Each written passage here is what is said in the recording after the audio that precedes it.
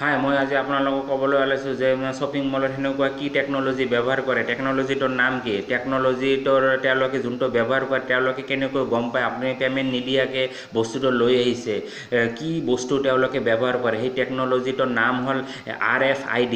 RFIDৰ মানে ফুল ফৰ্ম হৈছে radio' frequency identification. আৰু এবাৰ কৈছোঁ, ৰেডিঅ' ফ্ৰিকুৱেঞ্চি আইডেণ্টিফিকেশ্যন। তেওঁলোকে এই বস্তুটোৰ দ্বাৰা গম পায় আপোনালোকে ক'ত আছে, কি বস্তুত পে'মেণ্ট দিয়া নাই, কি বস্তুটো আপোনালোকে লৈ আহিছে।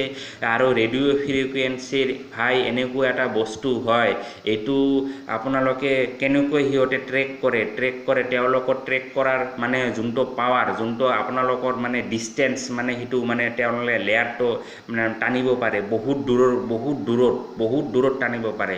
আৰু সেই 1 ছেকেণ্ডত সেই ৰেডিঅ' ফ্ৰিকুৱেঞ্চি আইডেণ্টিফিকেশ্যন মানে যোনটো টেকন'লজি সিহঁতে ব্যৱহাৰ কৰে, 1 ছেকেণ্ডত 3 লাখ কিলোমিটাৰ ইমান দূৰ পৰ্যন্ত সিহঁতে ট্ৰেক কৰিব পাৰে।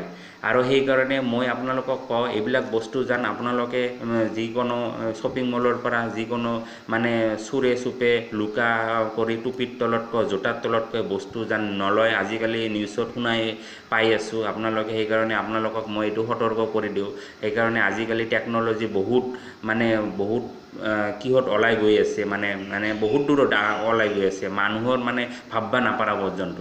সেইকাৰণে আপোনালোকক ক'বলৈ ওলাইছোঁ যে তেওঁলোকৰ শ্বপিং মলত যিখিনি আপোনালোকে মাৰ্কেটিং কৰে যেন ডাঙৰ বস্তুবিলাকত সৰু এটা মানে ডিভাইচ থাকে, এইটা। আৰু সৰু বস্তুবিলাকত একেবাৰে মানে কোনেও নেদেখাকৈ সৰু এটা চেঞ্চৰ লগোৱা থাকে, সৰু প্ৰডাক্টবিলাকত মানে ষ্টিকাৰ থাকে, ষ্টিকাৰৰ তলত লগোৱা থাকে।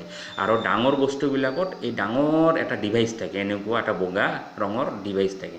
ডিভাইচটোত মানে গম পোৱা যায় সেইটো এটা, যেতিয়া আপুনি পে'মেণ্ট দিয়ে সেইটো তেওঁলোকে খুলি দিয়ে। আজি পে'মেণ্ট নিদিয়ে তেওঁলোকে সেইটো বস্তুটো যেতিয়া লৈ আহিব তেওঁলোকে গম পায় যে আপুনি বস্তুটোৰ পে'মেণ্ট নিদিয়াকৈ বস্তুটো লৈ আহিছে মানে সেইটো বস্তুক আপোনালোকে চুৰি বুলিও ধৰিব যে চুৰ কৰি লৈ আহিছে। সেইকাৰণে সেইটোৱে মানে টেকন'লজি তেওঁলোকে ট্ৰেক কৰি গম পাই যায়। সেইটো বস্তু লগোৱা থাকে আৰু সেইটো খুলিব নোৱাৰি, যে কোনোবা এটা বস্তুৰ ওপৰত গৈ কেনে কোনেও নাই বস্তুটো সেইটো খোলাও নাযায়।